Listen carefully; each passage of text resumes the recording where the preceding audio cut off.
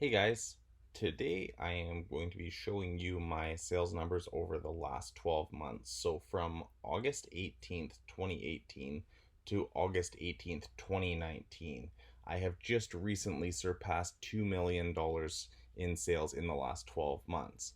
So to put that into perspective, at a 10% profit margin on that, that would be 200K in the last 12 months, 20% 400K, 30% 600K.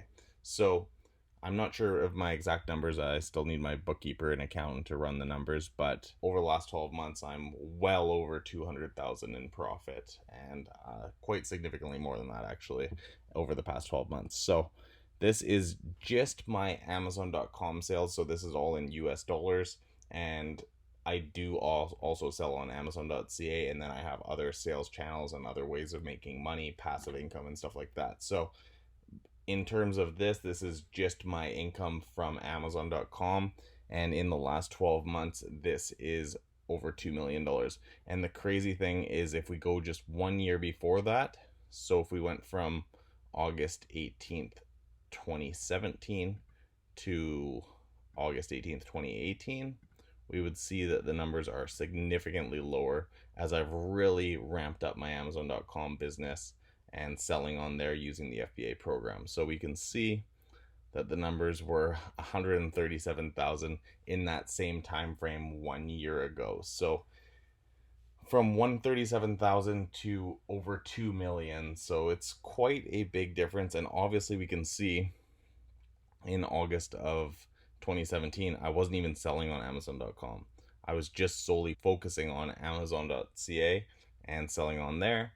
And then I slowly started like 1 unit in October, 1 unit in November, 1 unit in December, and then picked up like 2 units.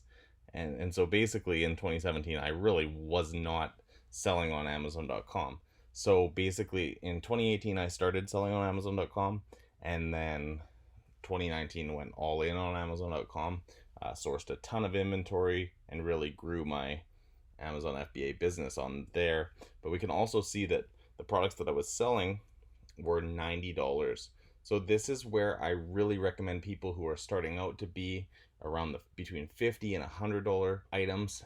And when you're selling higher value items, it's a lot more risky because you can get returns on them. So we'll talk about that a little more later. But as we can see, my average sales per order item was $90. And then when we go from 2018 to 2019, then we can see that that number increases quite a bit, and I sourced a lot higher value items. So the average sales per order item was $276.86 over that last 12 months, totaling $2 million in sales with 8,322 units ordered. So this just goes to show where you can get to, because this is 100% online arbitrage. No wholesale, no private label, no other ways of sourcing inventory other than online retailers and online arbitrage. And that's the beauty of the online arbitrage business model, is you have a program like tactical arbitrage that literally tells you which products to buy, and then when you combine that tactical arbitrage program with BuyBot Pro, where BuyBot Pro will literally say whether you should buy or not buy the product, then it makes it a lot easier, especially for people starting out, to get into the Amazon business and sell on there and make a good amount of money to start with, and then you can scale and grow your business as you make more and more money on Amazon. So the thing that I tell people is, make sure if you're starting out to source lower value items. Don't focus on sourcing a $275 item when you're just starting out, because what if you only have $2,000 to invest and you buy 8 products that are $250 each, and then you end up getting 2 returns, which would be rare because usually the return rate's around 1 to 2%, but you can keep in mind that 1 to 2% over $2 million is between $20,000 and $40,000 in returns that I'm getting on average per year. So it's a significant amount, and you just have to really keep in mind that this is something that is going to happen. You are going to get returns. So as you're starting out, wouldn't you want to get returns that are like a $50 return over an almost $300 return? And that's something to definitely keep in mind, because when you're just starting out and you don't have a lot of money to invest, you really need to be focusing on sourcing more inventory, so more units, and you should be less worried about the value of the units, because if you're so focused on getting $300 items or $400 items, then if you only have $2,000 to invest, or you only have $1,000 to invest, if you have a $500 item, that's only 2 units if you have $1,000. So then you have to send those units in, wait for them to sell. Once they sell, then you got to wait till you get paid. And basically, when you have more units, then it makes it, I don't, it's just a lot better to do when you are starting out. And then as you grow your business, or if you have more money to invest, then I highly recommend sourcing high value items, because the margins are better and you can make more on each sale.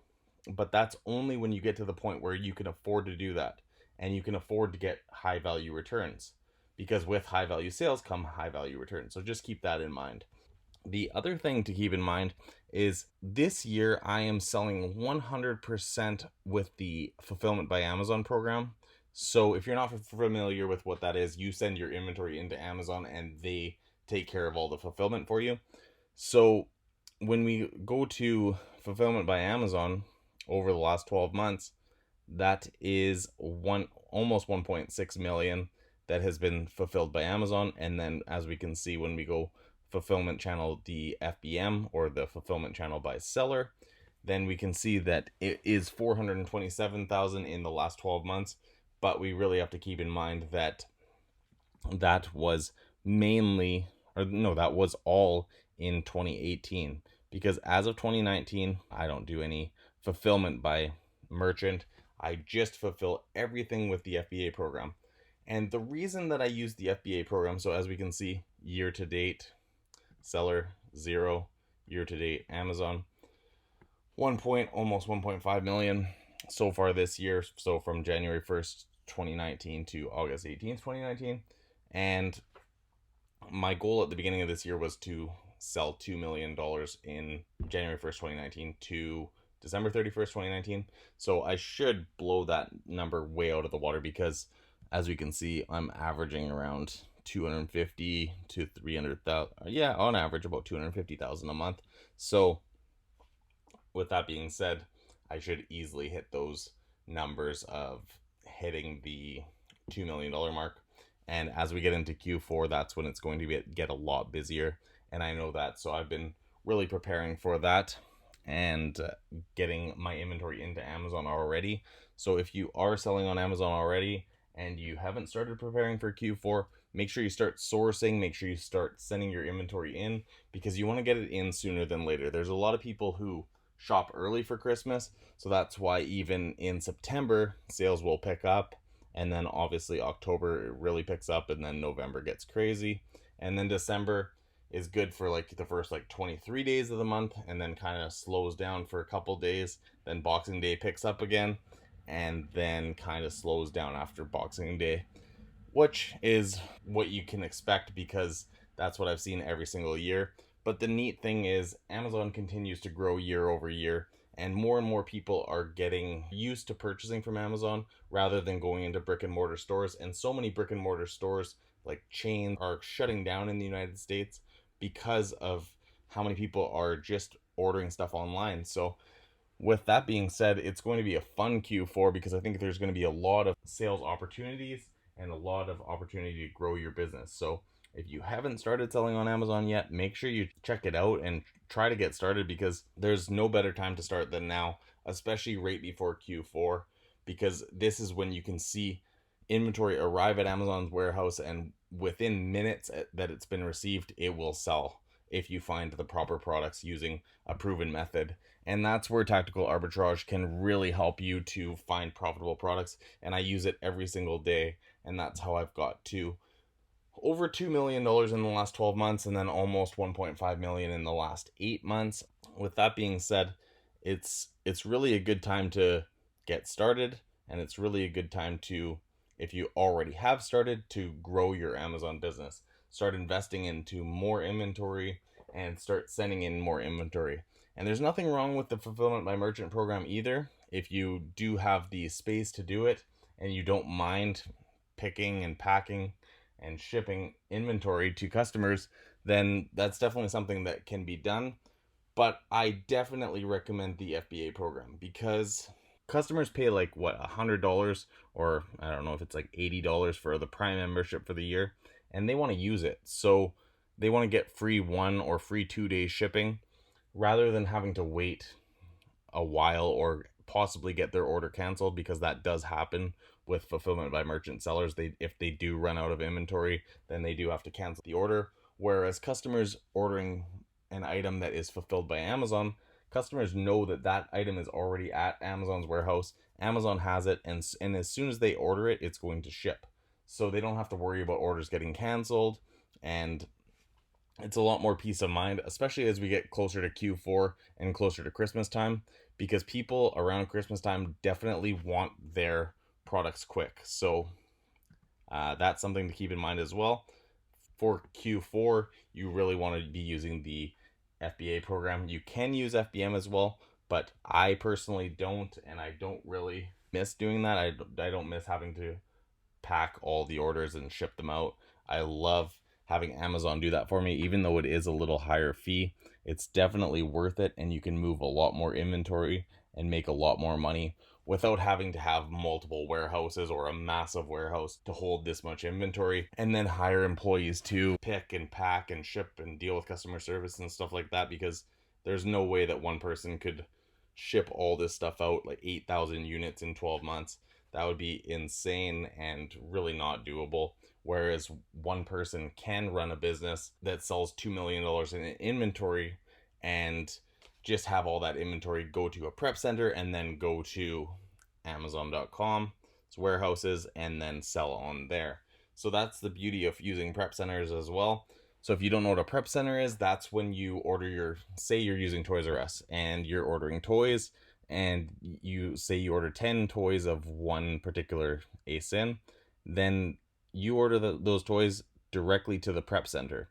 So there's multiple prep centers, and you have the inventory sent to them, and then they receive it. They tell you what they've received. You send them the shipping labels. So that's kind of the work on your end, is you have to send them the shipping labels, but you can get a virtual assistant to do that if you see fit and you don't want to have to do that yourself. Then you can get a virtual assistant to do that for you, and they will print the labels, and then, or you actually just download the labels and email it back to the prep center, and then the prep center attaches those labels to your packages, has their big truck take it across the border for you if you're doing a Canada to US prep center, or if you're already in the US and just using a US prep center, then they don't have to take it across any border, but they just take it to UPS. Now that UPS is the only shipping service that allows you to get the discounted shipping rate, now that FedEx is no longer a partner with Amazon, then the UPS truck will pick it up from the prep center that is already in the US, and then take your items to Amazon warehouses, and from there Amazon receives them, and you don't have to ever touch the inventory. So you could be living in a small condo, not have any warehouse space, and you could literally run a massive business because of the use of prep centers and the ability for the prep centers to take that worry off of you of having to have employees and having to have a warehouse. You just pay them to do it, and they take care of all of that for you. So that's where you can really grow your business, by using prep centers.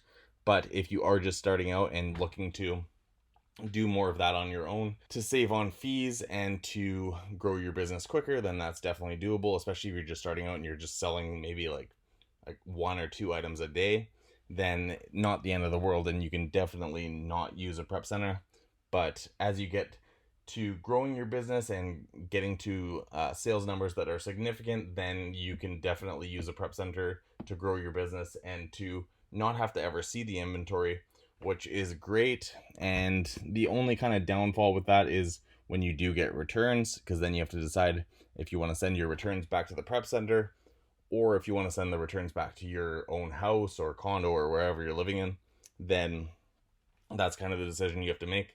I get all my returns sent back to the prep center, and then from there they kind of like check the condition for me and let me know whether anything's sellable, and if not, then it can just be written off for, like, as a business expense. It can just be written off. So that is the great thing with using a prep center, is you can literally sell on Amazon.com and not have to ever see the inventory or ever touch the inventory. So that can really help you to grow your business and to build an Amazon FBA business that is significant and lets you be able to quit your full-time job and be able to work from home and just sell on Amazon like I have been for the last 4 years. So I hope this video helped you guys and helped you to give you some motivation to grow your own Amazon FBA business or to start your own Amazon FBA business if you haven't already.